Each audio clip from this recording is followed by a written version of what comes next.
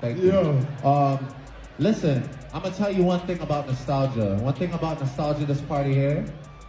My real friends. It's really starting to look like everyone from Drake's old crew was turning their backs on him, and that includes his longtime friend and collaborator Lil Wayne, and let's just say Drizzy is not happy about it. Fans have been speculating for a minute now that there might be some tension between Wayne and Drake, and the rumors kicked off back in July when Wayne made a comment about Glorilla being the only rapper who approached him at Michael Rubin's 4th of July all-white party, and this definitely raised some eyebrows, because Drake was right there at that same party, and then just a few days later things got even weirder when a video surfaced of Wayne vibing to Kendrick's diss track Not Like Us, and from that moment on fans started questioning what's really good between Drake and Wayne, and now insiders are spilling that Drake has been cutting off the whole industry including Wayne because he feels Wayne didn't have his back during his beef with Kendrick. Apparently Drake expected Weezy to publicly support him, especially when Kendrick called him a PDF file,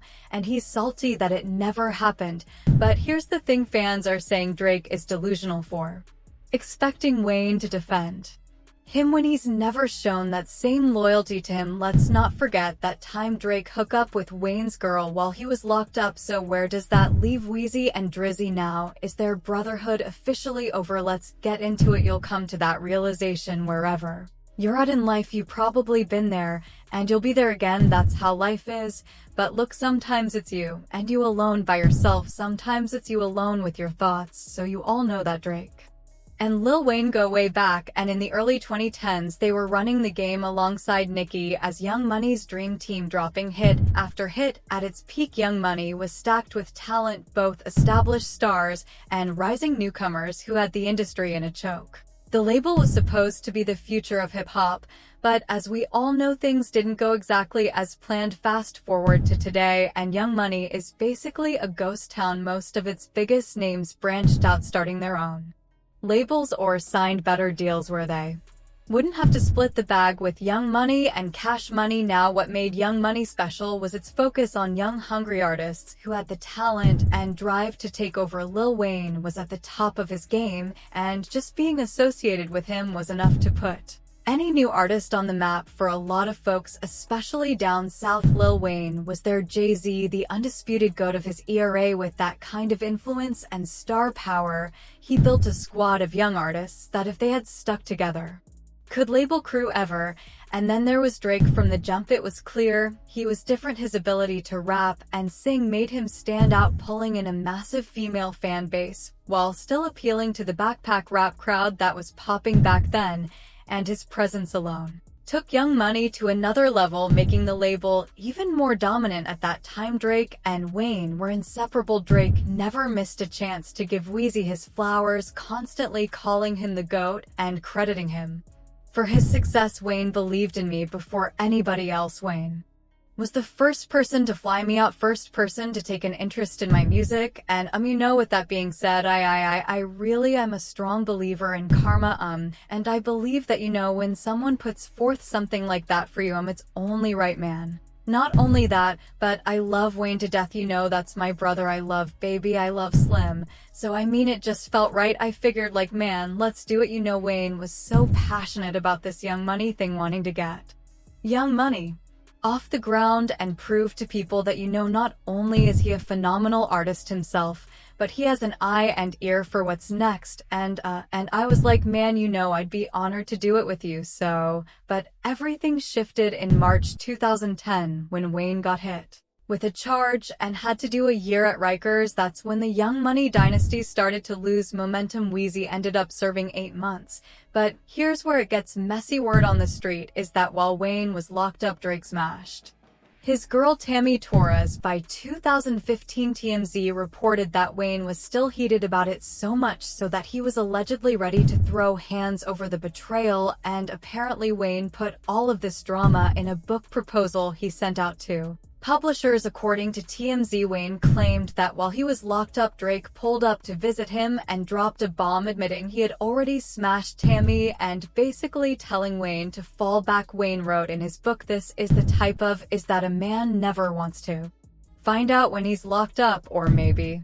So, 'cause only God knows what I would have done if I wasn't locked up right now. Finding out that she messed with Drake was the absolute worst thing I could ever found out, but Wayne later downplayed the whole situation in an interview with Hip Hollywood, saying he wasn't holding any grudges against Drake. In the book, there's a part in the book where you say that he came in and told you that he had smashed one of your girl when I wasn't worried about that, I was just, that's just how life go when you locked up. Fast forward to 2024 and Kendrick came through stirring the pot, throwing shots at Drake and reminding Wayne how he did him dirty in his diss track, Not Like Us. Kendrick put Drake on blast for messing with Wayne's girl and even called out that 2017 tattoo Drake got of Wayne's face, and it looks like Wayne got the message loud and clear, because shortly after Not Like Us dropped, Weezy was spotted rocking an EXO chain, a gift from The Weeknd, who is, as you all know, linked up with Future and Metro Boomin to diss Drake. To make things even messier, The Weeknd posted a photo of Wayne wearing the chain on his IG story, making it seem like Wayne had chosen his side in the industry-wide anti-Drake movement. But that's not all. Last July, Wayne's own DJ played Not Like Us at one of his shows in Tacoma, but Wayne's team later told Rolling Street that the whole thing was being blown out of proportion. They claimed Wayne wasn't dissing Drake and pointed out that in the viral video, Wayne actually held up his OVO sound chain while rapping They Don't Like Us, making it seem like he was showing love, not shade. But fast forward to now, and it's still unclear where Drake and Wayne stand with each other. And just recently, Drake added fuel to the fire at a party in Toronto's Rebel nightclub, where a video surfaced of him calling out fake friends. He talked about betrayal and getting stabbed in the back by people he once considered real ones, and in true Drake dramatic fashion, he cut his speech short to play Beyoncé's Me, Myself, and I. Listen, I'm going to tell you one thing about nostalgia.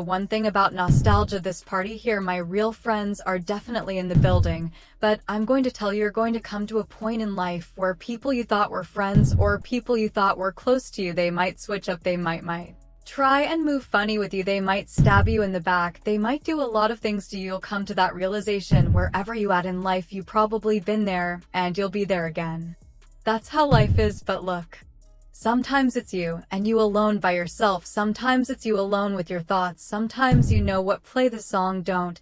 But the responses to Drake's rant about his friends betraying him were mixed, and a lot of fans quickly accused him of hypocrisy, calling out how he's been the one to backstab practically every friend he's ever had. One fan said, "Same dude who religiously sleeps with other people's girls, by the way, ouch." And another person wrote, "Drake is also the same person who was kicking it with Thug after he allegedly had something to do with Wayne's tour boost getting shot up. He was also buddy-buddy with Meek after Nicki said here, who is he to complaining about disloyalty when he's not loyal himself?" Now it's pretty clear that Drake's been moving a lot differently lately, and fans are now questioning whether his bond with Lil Wayne is really over for good. Drake's obviously feeling bet not just by the industry, but by his longtime friends. He thought Wayne would ride for him harder during the Kendrick beef, but instead Wayne kept it low-key, and some even think he threw shade at Drake with that comment after Michael Rubin's white party.